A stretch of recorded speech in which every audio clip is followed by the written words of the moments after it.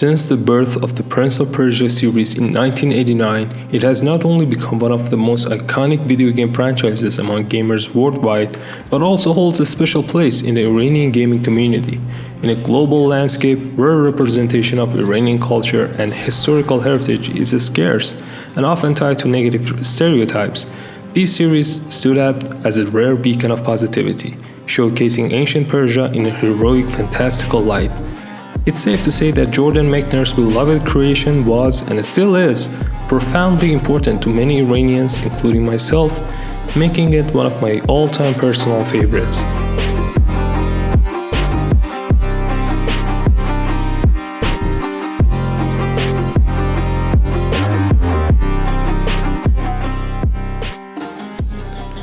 Following the groundbreaking Sands of Time trilogy, masterminded by creative director Patrice Désilets, and the underrated 2008 reboot with its cel-shaded artistry and fresh narrative, the series saw another reboot in 2010's The Forgotten Sands, designed as a companion to the movie released that same year.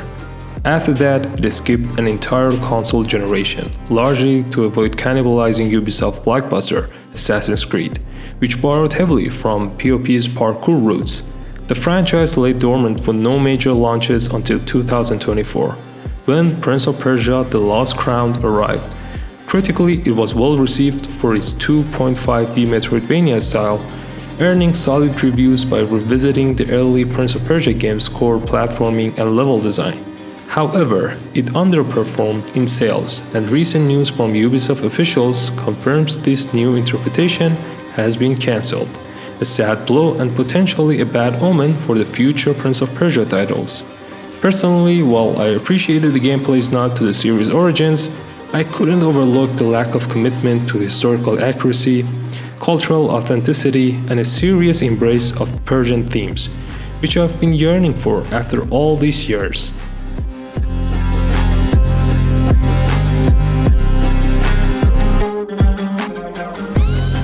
That same year, another exciting announcement stole the spotlight: a trailer for the Rogue Prince of Persia, developed by Evil Empire, the studio behind the rogue-lite gem Dead Cells. Fans, myself included, were thrilled.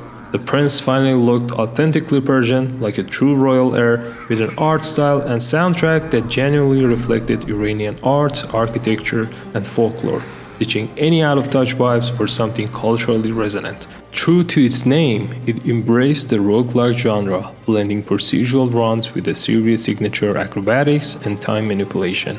An early access version dropped in 2024, garnering warm feedbacks from reviewers and the community for its fluid mechanics and promising potential. For me, it was a gateway into roguelites, a genre that I dabbled in with Souls-like games and even Dead Cells itself, but nothing clicked quite like this. Thanks to its deep PoP roots, I connected with it on a whole new level. After sinking hours into early access build and even more into the full 1.0 release earlier this month, I'm beyond hype. This is my review of the Rogue Prince of Persia.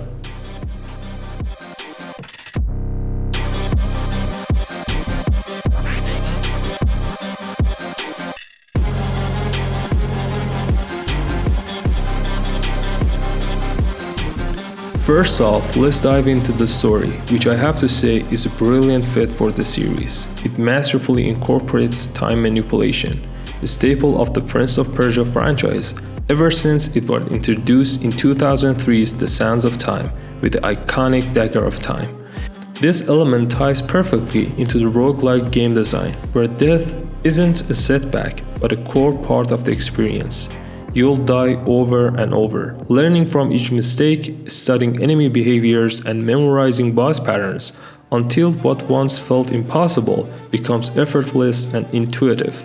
This die and learn philosophy has exploded in popularity thanks to the Soulsborne games over the past decade, and I'm thrilled to see Evil Empire leverage their expertise to make the most of the Prince of Persia universe. Here, the prince wields a mystical bola that grants him effective immortality, looping him back in time after every death. He awakens each time in a serene oasis that serves as the game's hub. where allies gather to offer upgrades, advice, and support in your ongoing battle against the invading Huns. Speaking of the Huns, as an Iranian gamer, this narrative hits on a deeply personal level. Iran, historically known in the West as Persia, has endured countless foreign invasions due to its strategic location and rich heritage. We faced devastating genocidal conquests that led to millions of deaths, profound cultural shifts, religious changes, and linguistic evolutions. Yet somehow, we've always survived and rebuilt.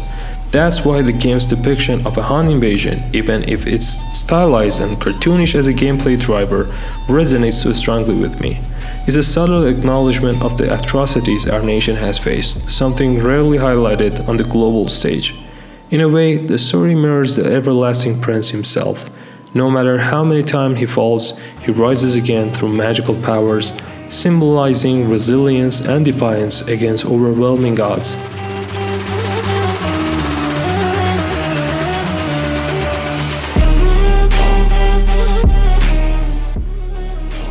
When it comes to visuals and sound design, the game is simply impeccable, a true standout in the series.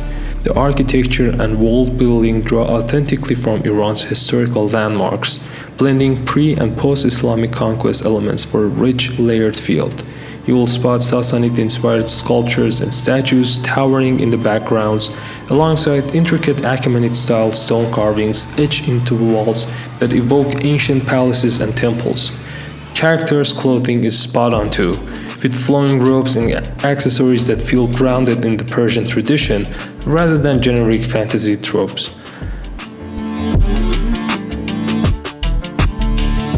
Paired with the soundtrack's fusion of traditional Iranian instruments like the santur and tombak and modern electronic pulses, it all creates an immersive portrait of our culture that is respectful, vibrant, and empowering. And it's especially delightful to see Iranian-American composer Danny Assadi's work on display at its finest, weaving authentic Persian melodies into the high-energy runs and serene hop moments for a score that truly elevates the experience.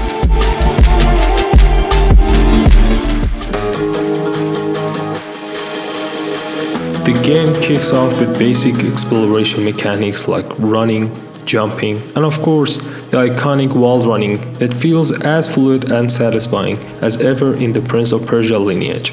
It combines these elements to craft varied platforming challenges that are engaging but not overly punishing, keeping things accessible.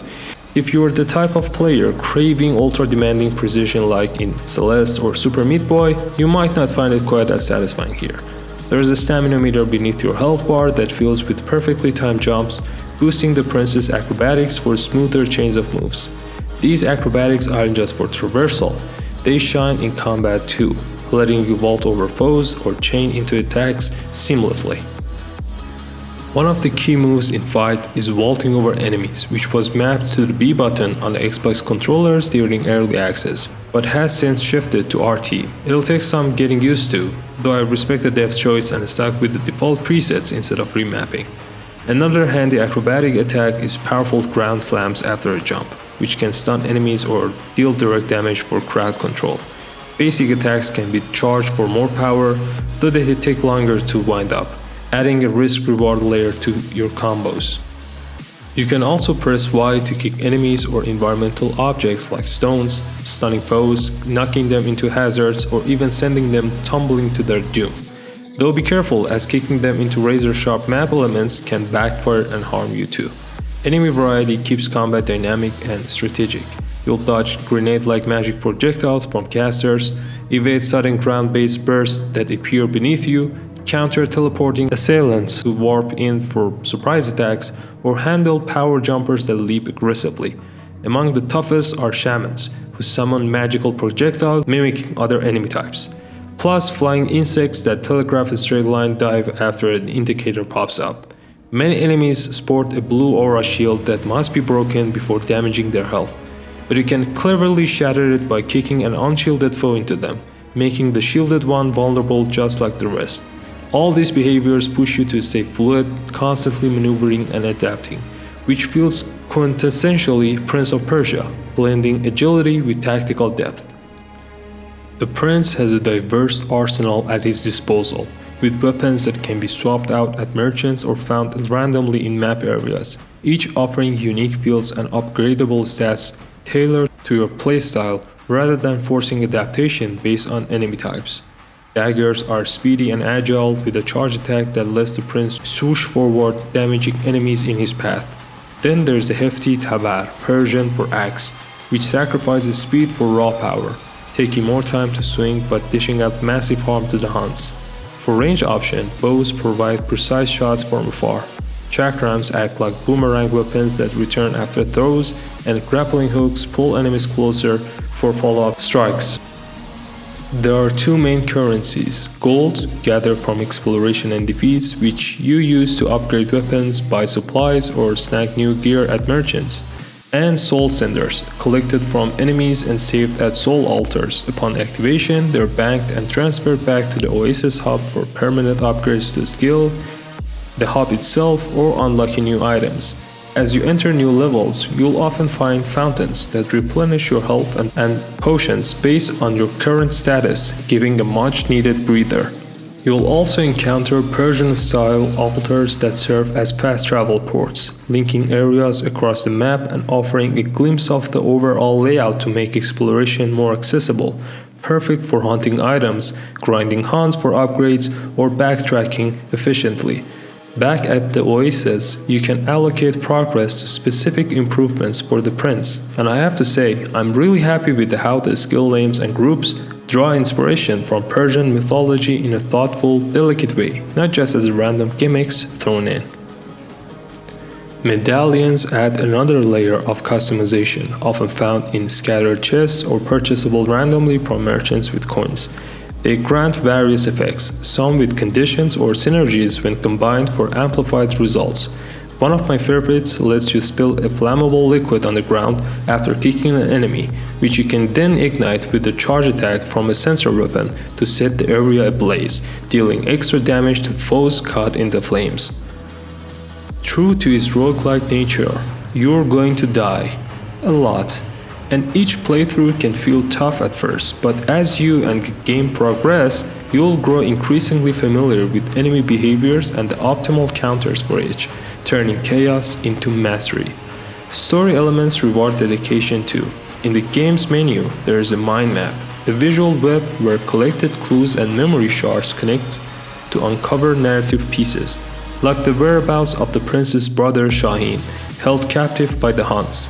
It's a clever way to tie progression to lore, making every run feel meaningful beyond just survival. As I mentioned earlier, with the similarities to Soulsborne games and roguelites, one of the main reasons you'll find yourself restarting from the Oasis hub time and again, it's those intense boss battles. And just like in those genres, it's all about mastering attack patterns through trial and error. The first boss you encounter is General Barud the Unstoppable, a massive ball-shaped creature with horns and brute strength that charges onwards across the arena, leaving trails of corruption and kickable stones in her wake.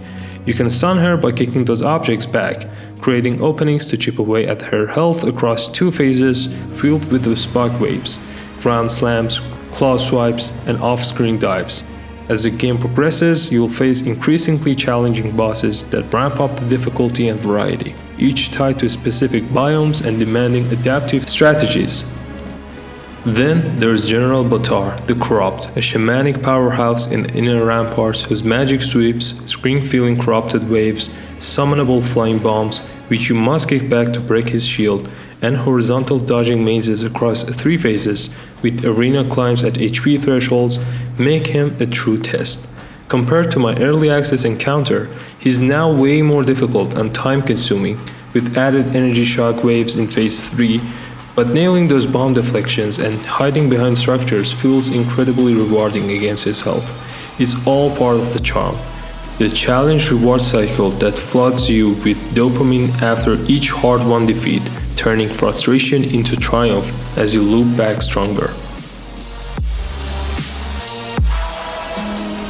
In the end, the Rogue Prince of Persia earns a solid 8.5 out of 10 for me.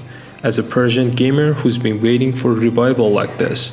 The pros shine bright, addictive roguelite loops that innovate on the series' time manipulation routes, butterly smooth platforming and combat, a diverse arsenal and enemy variety that keeps runs fresh, and that impeccable cultural fidelity in visuals, sound, and lore that feels like a loving homage to my heritage.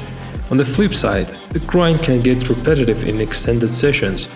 Early runs might feel punishing for genre newcomers, and while the 1.0 update added polish, some biomes and content could use even more variety to combat occasional staleness. If you're a PoE veteran, Dead Cells fan, or just a craving culturally rich action platformer, dive in, especially via Game Pass, for what might be the series' boldest and most faithful evolution yet.